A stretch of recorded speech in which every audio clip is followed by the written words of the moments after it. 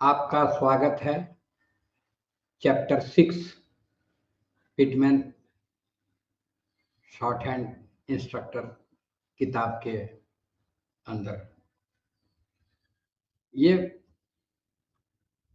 फ्रेजोलॉजी से रिलेटेड है। फ्रेज यानी एक से अधिक शब्द जो सुसंगत रूप से अधिकतर चलते हैं।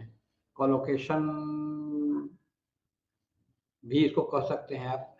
तो वो फ्रेज का माने क्या होता है, एक बार इसको हम लोग वेरीफाई कर लें और तब आगे बढ़ते हैं कि फ्रेजोलॉजी है क्या। इसका कंसेप्ट मैं पहले क्लियर कर देना चाहता हूँ। तो समय गमाए बिना हम चलते हैं। सबसे पहले इसका डिफिनीशन देखते हैं और इसके लिए मुझे स्क्रीन शेयर करना है। स्क्रीन शेयर करते हैं।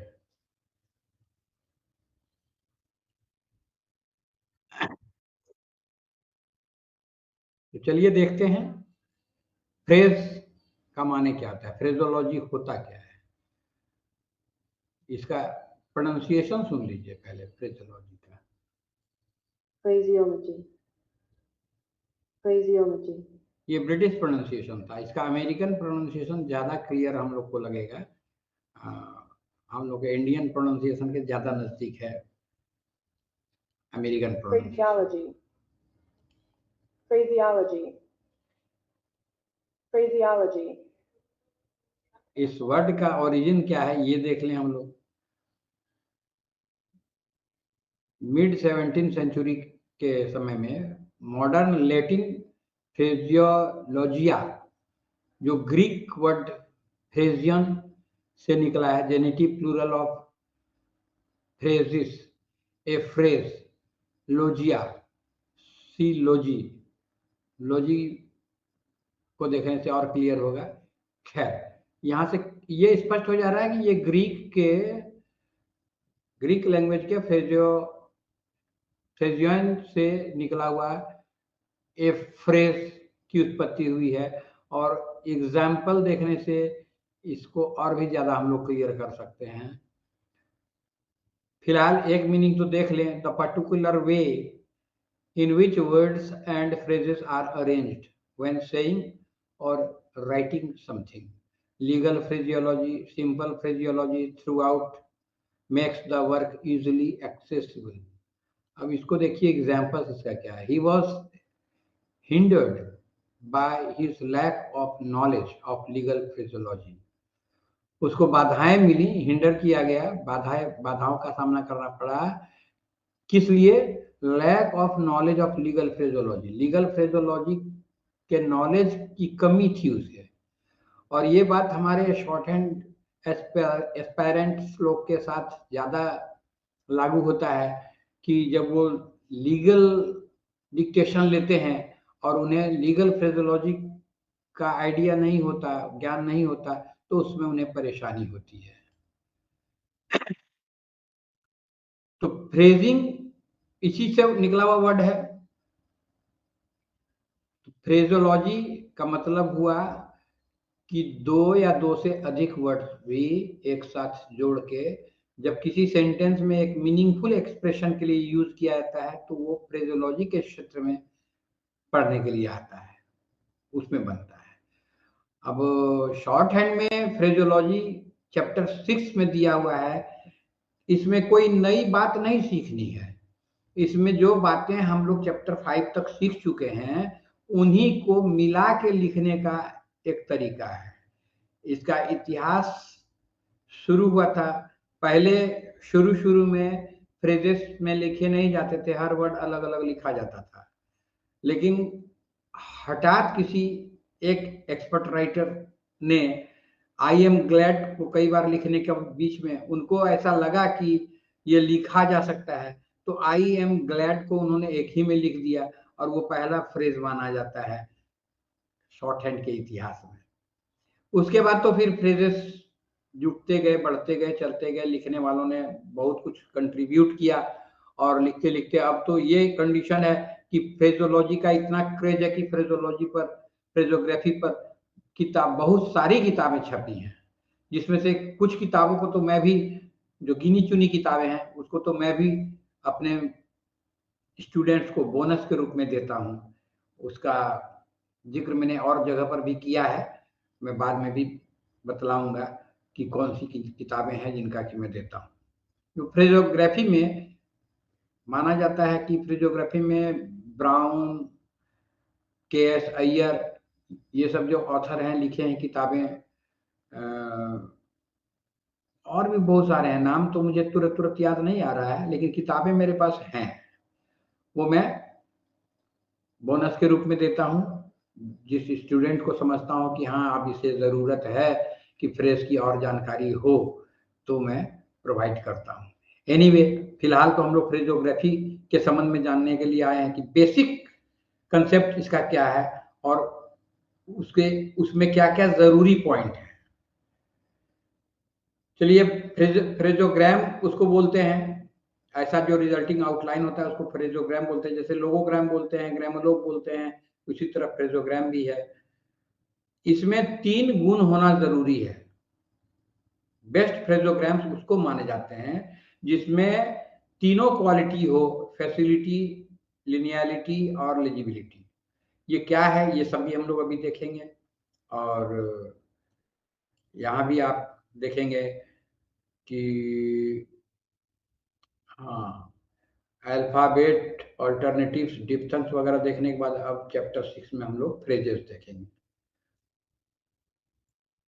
फ्रेजेस में मैंने पहले भी बताया कि 3 गुण होना जरूरी है। लिखने में फैसाइल हो, बिल्कुल आराम से लिखा जा सके। लिनियलिटी हो, मैंने लाइन से बहुत ऊपर नहीं जाए, लाइन से बहुत नीचे भी नहीं जाए, क्योंकि लंबा फ्रेज बना देने से लाइन के ऊपर चला गया तब उस लाइन वाले को पढ़ने में फिर दिक्कत हो सकती है, इसलिए ये गुण भी जरूरी है। और लिजिबिलिटी, लिखने में जितनी फैसिलिटी हो उससे ज्यादा लेजिबिलिटी हो, माने लिखने में जितनी फैसिलिटी से लिखा जा सके उससे ज्यादा इजीली पढ़ा जा सके, वो लेजिबिलिटी का गुण भी उसमें होना चाहिए। ये तीनों गुण उसमें जरूर हैं। और ये भी देखेंगे कि फिर टिक डी, जो कि जैसे ट्राइफन में हम लोग एक डिप्थंग के साथ में तीसरा साउंड, तीसरा वॉवल साउंड लगा देते थे, उसी तरह से किसी भी फ्रेज में टिक डी का भी प्रयोग, फ्रेज में टिक डी का प्रयोग हम लोग धड़ल्ले से करते रहे हैं, क्योंकि डी बहुत फ्रीक्वेंट वर्ड है जो प्रायः नाउन वगैरह के लास्ट में आ जाता है या वर्ब के भी लास्ट में आ जाता है। तो उसके लिए अलग से पेन लिफ्टिंग करना पड़े तो उसमें समय ज्यादा जाता है, उस समय को बचाने के लिए टिक डी का प्रयोग किया जाता है। विस्तार से देखते हैं हम लोग इसको क्या कहा जाता है। इसमें ये फ्रेजोग्राम कहलाता है। इसका रूल्स जो है थोड़ा थोड़ा करके देखने से समझ में आ जाता है। बेस्ट फ्रेजोग्राम की रूल ये 3 है, फैसिलिटी, लाइनियलिटी और लेजिबिलिटी। ये बहुत ऊपर नहीं जाए लाइन से, एबव द लाइन नहीं बहुत नीचे जाए और नीचे भी नहीं जाए, below the, too far below the line ये भी नहीं जाए। रीजन ये है कि अगर हाथ को बहुत दफा ऊपर या नीचे ले जाना पड़ा तो पढ़ने में भले सुविधा हो जाएगी, लेकिन ये फिर वापस अपने लाइन पर आने में टाइम लेगा, इसलिए इसको अवॉइड किया जाता है। इसको लिखा जा सके फैसिलिटी के साथ, न लिखने में हाई स्पीड में ये कोई तरह का बाधा नहीं पैदा करे, बल्कि आराम से लिखा जा सके, ये पहला गुण है। और ये बहुत ऊपर या बहुत नीचे नहीं जाए। Legibility, phrasogram should be easily readable at first sight, देखते ही समझ में आ जाए कि ये आराम से पढ़ा जा रहा है, पढ़ने में बाधा नहीं हो बल्कि पढ़ने में और सहूलियत हो। फर्स्ट वर्ड जो फ्रेज में जिस वर्ड से शुरू किया जाता है उस वर्ड का जो प्लेसिंग होगा, first place, second place, third place, जो भी प्लेस होगा उसी प्लेस में ये लिखना शुरू किया जाएगा और बाद बाकी सारे इसको फॉलो करेंगे। जैसे हाउ थर्ड प्लेस की चीज है तो how can they, it would be, it second place का है, इट दिया गया, would be, I have the. First outline जो भी रहा फर्स्ट प्लेस में वन एंड सेम में भी स्लाइटली रेज्ड और लोअर्ड, थोड़ा ऊपर नीचे किया जा सकता है सेकेंड वर्ड के लिहाज को रखते हुए। जैसे आई थैंक यू है, विद मच है तो विद विच हो गया, लाइन में सटा दिए तो विद विच हो गया, लाइन से नीचे कर दिए थ्रू में थर्ड प्लेस में लिख दिए तो विथ ईच हो गया। With much, with which, with each, एक ही आउटलाइन। फर्स्ट प्लेस में अलग वर्ड टैली करता है, सेकंड प्लेस में अलग वर्ड जोड़ता है, थर्ड प्लेस में अलग वर्ड जोड़ता है। ये खासियत है इसकी। के, एम और अपवर्ड एल में सिंगल टिक से ही आई का I can be, I may be, I will be का प्रयोग होता है। ही, अगला रूल ध्यान दीजिएगा, फ्रेजोग्राफी ये थियरी पार्ट जो है सो आपको कभी कभी बोधरसम लगेगा, लेकिन प्रैक्टिस में जब इसको ले आएंगे तो यही बहुत हेल्पफुल होगा आपकी एक्यूरेसी के लिए। इसलिए एक्यूरेसी मेंटेन करने में फ्रेजोलॉजी का सहारा लेने के लिए इसके थियरी पार्ट को समझना जरूरी है। याद तो रह जाएगा, प्रैक्टिस आप जब करने लगेंगे, एक्सरसाइजेस इसके बनाने लगेंगे तो ऑटोमेटिक याद, बीच बीच में रिवाइज कर लेना है। एनीवे, अब ही अकेले जब आता है तब तो हे कॉन्सोनेंट का प्रयोग किया जाता है, लेकिन वही ही जब फ्रेज के अंदर में बीच में कहीं आता है तो उसके बदले ये छोटा सा जो देख रहे हैं इफ ही में छोटा सा डैश का प्रयोग किया जाता है। शुड में देख रहे हैं he should know, should he के साथ लग जाता है, जैसे यहां फिर इफ ही का प्रयोग दिया गया, इफ ही शुड नो। तो इस तरीके से चार चार वर्ड को आप एक आउटलाइन में जब लिख सकते हैं तो नेचुरली आपका स्पीड बढ़ता है और स्पीड के साथ एक्यूरेसी भी बढ़ता है। स्पीड और एक्यूरेसी का संबंध सीधा सीधी है कि आप स्पीड के पीछे मत दौड़े, एक्यूरेसी के पीछे दौड़ें। एक्यूरेसी अगर आप प्राप्त कर लेते हैं स्पीड ऑटोमेटिक बढ़ेगा, और सिर्फ स्पीड को बढ़ाना चाहेंगे, एक्यूरेसी को सेक्रीफाइस कर देंगे तो वो स्पीड किसी काम का नहीं रहेगा, उसमें बहुत सारी गलतियां रहेंगी और दोनों के बीच बैलेंस नहीं कर पाएंगे आप, स्पीड और एक्यूरेसी के बीच में। और एक अच्छे स्टेनोग्राफर का गुण होता है कि एक्यूरेसी उसका 100%। 100% एक्यूरेसी आप ला सकते हैं अगर आप शुरू से ही कॉन्शियस रहें। पहले छोटे छोटे एक्सरसाइजेस से शुरू करके देख सकते हैं कि अगर आप छोटा एक्सरसाइज कोई अपनी आवाज में रिकॉर्ड कर लीजिए, अपने स्पीड, अपने मनपसंद स्पीड में रिकॉर्ड कर लीजिए और उसको लिख के फिर ट्रांसक्राइब कीजिए, देखिए आपका 100% एक्यूरेसी उसमें आता है। अगर वहां नहीं आता है तो फिर ये उम्मीद करना बेकार है कि हम अनसीन पैसेज लिखेंगे भी और एक्यूरेसी को मेंटेन भी करेंगे, ये संभव नहीं है। उसके लिए आपको बेसिक्स को मजबूत करना पड़ेगा। इसके बाद मच का तो हम लोग देख ही लिए, मच को कभी कभी फुल भी लिखा जाता है इजियर ज्वाइनिंग के लिए और डिस्टिंग्विश करने के लिए विच या इच से, जैसे so much, how much, how much.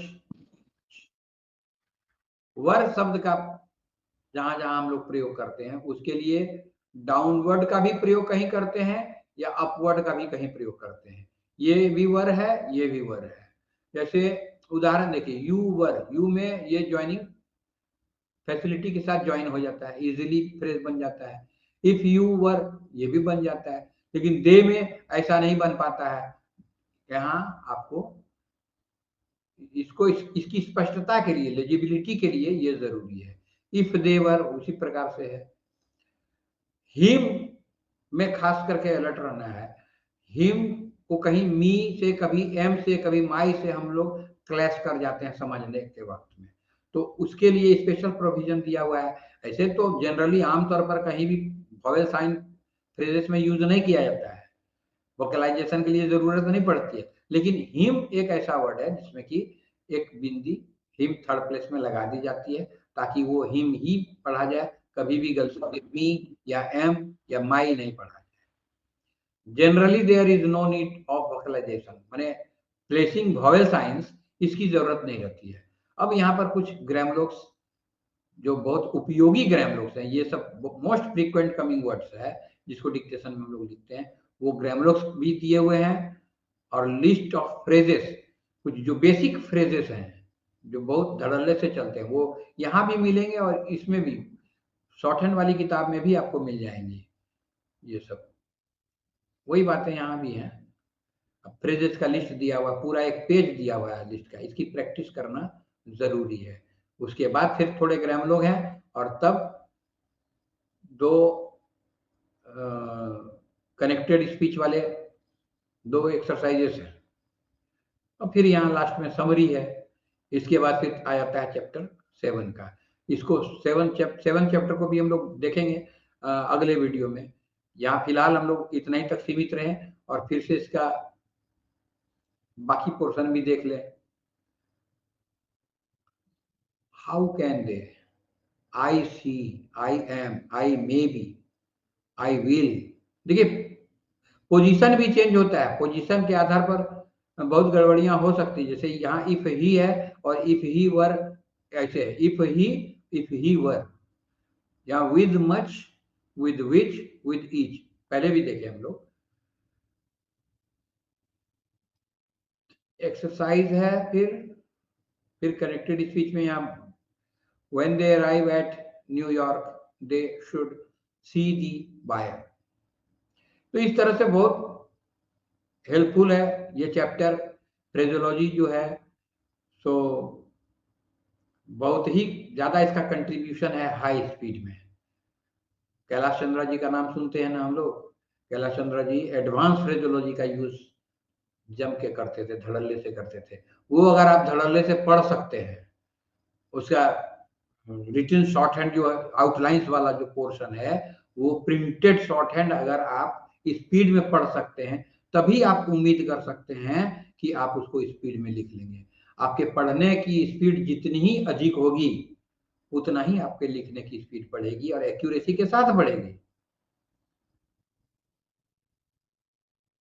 हमने नोट किया है कि पढ़ने की स्पीड के आधा स्पीड तक आपका लिखने का स्पीड जा सकता है। जैसे आप अगर किसी पैसेज को 200 वर्ड्स पर मिनट के स्पीड में पढ़ सकते हैं, तभी आप उम्मीद कर सकते हैं कि 100 वर्ड्स पर मिनट में आप लिख सकेंगे। रेशियो मोटा मोटी यही है। तो आपको जिसको जितना भी स्पीड लाना है, उसके डबल स्पीड में रिटन शॉर्ट हैंड को पढ़िए, अपने लिखे हुए शॉर्ट हैंड को पढ़िए। अगर डबल स्पीड में पढ़ सकते हैं, तब आप आराम से आधे में लिख सकते हैं, ट्रांसक्राइब कर सकते हैं और उसमें एक्यूरेसी आपकी हायर रहेगी। तो रिपीट करने लायक बात इसमें यही है कि phraseology is the name given to the principles of joining words form together. इसको फ्रेजोग्राम कहा जाता है। Awkward joinings must be avoided. मैंने जो देखने में खराब लगे, जो एलिजिबिलिटी उसमें नहीं हो या लाइन से बहुत ऊपर भाग गया हो, उसको अवॉइड करना चाहिए। द फर्स्ट वर्ड फॉर्म, जो भी पहला वर्ड रहेगा फ्रेजोग्राम में, उसके ही पोजीशन में लिखने की कोशिश करनी चाहिए। ए फर्स्ट पोजीशन वर्ड फॉर्म में however be raised or lowered to permit of a following stroke being written above, on or through the line। एक खास बात इसमें और है कि टिक दी, किसी भी वर्ड में किसी भी फ्रेज के लास्ट में टिक दी का प्रयोग किया जाता है। उसी प्रकार से जैसा कि ट्राइफन हम लोग देख चुके हैं पहले, डिप्थंग में एक तीसरा टिक लगा देते हैं तो वो तीसरे वॉवेल साउंड को रिप्रेजेंट करता है। उसी तरह का टिक अगर आप लगाते हैं, आपको दिखला देते हैं नमूना में। यहाँ देखिए इसमें बहुत सारा मिलेगा, मिलना चाहिए। ये जैसे यहाँ है reach, reach the, reach, reach में ही दी का टिक लगा दिया गया। Reach the age of 55।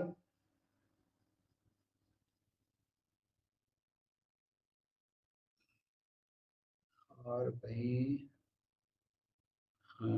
और तो नजर नहीं आ रहा है, लेकिन इसका प्रयोग सारे स्टेनोग्राफर्स करते हैं। यहाँ भी देखिए, यहाँ एंड कीप दी, कीप में दी का लगा हुआ है।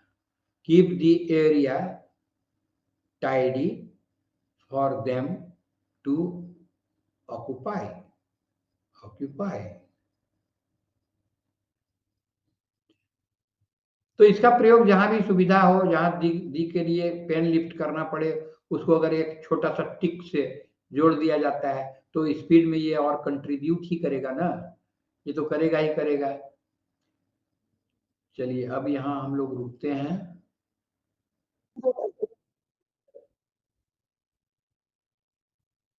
यदि ये वीडियो आपको उपयोगी लगता है, आपको पसंद आता है, तो लाइक और शेयर जरूर करें। दूसरे भाइयों को मदद मिलेगी, हमारे ट्राइब को, हमारे कम्युनिटी को, स्टेनो कम्युनिटी को इससे मदद मिलेगी। और यदि हमसे जुड़ना चाहते हैं तो डिस्क्रिप्शन में, वीडियो के डिस्क्रिप्शन में लिंक दिया हुआ है, आप हमारे व्हाट्सएप ग्रुप से जुड़ सकते हैं, सब्सक्राइब कर सकते हैं यूट्यूब चैनल को, और इस तरीके से हम लोग आगे बढ़ने में एक दूसरे के लिए सपोर्टिव हो सकते हैं, काम कर सकते हैं साथ मिलकर।